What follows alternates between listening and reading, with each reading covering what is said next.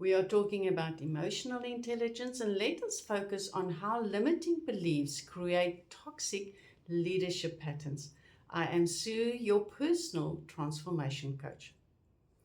Your leadership struggles that you're experiencing today is not situational. They are rooted in the limiting and negative beliefs you tell yourself about your past.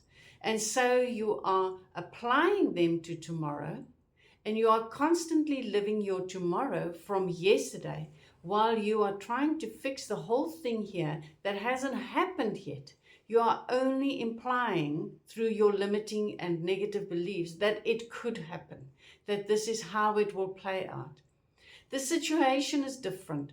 The people are different. What you are dealing with is different. So how can you then take those limiting beliefs that you formed in a specific situation and dump it 100% like that onto your future? You keep living the past over and over, and there is no growth and there is no change.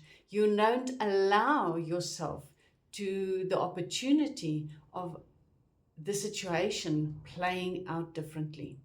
Because of that, you set up leadership patterns, ways that you want to manage your team as you move forward to complete the task at hand. That is all stemming from your past. You might even have started a new business. You might even have changed companies that you're working for. Yet, you still want to apply the past into the future, resulting in very limited and toxic leadership patterns. You hold on to your limitations, and now you set yourself up for self-sabotage. There's no growth. You keep running the hamster wheel, and that limits you to expand and to grow. That what you fear, one of the fears that you run the most, that fear of not being good enough, you are creating it now. There is team dysfunction. They become what they are told in the environment they live in. If they are constantly reminded that they cannot be trusted, that they're not good enough, that they don't deliver, they will become that. It is just like a child, that when you tell a child they're silly and they're stupid and they constantly not doing things right, that child will grow up believing that and become that. So if you create that environment, that is exactly who and what your team will become. Your team and your clients cannot change enough for you to have a different outcome. The fact is, they will constantly play that role to challenge you, to show up for yourself, and to make the changes, to become that amazing person that you truly are.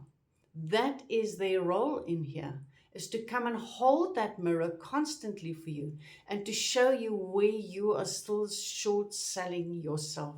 That is the purpose of the team. That is the purpose of your role as team leader.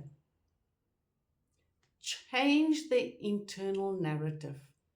Stop limiting yourself.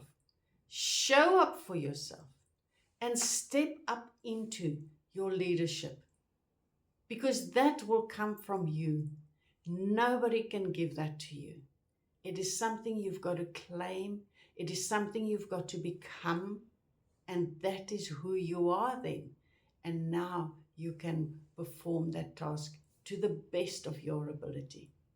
I know it is within you. That is why you are where you are.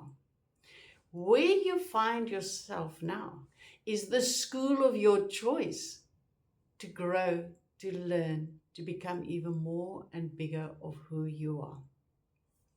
I wish you well as you go on the discovery. I wish you well as you come to that realization of who you truly are. Remember, in this process, master those beliefs, let them go. They no longer serve you, so that you can change your future. Be kind to yourself in this process, and we will chat soon.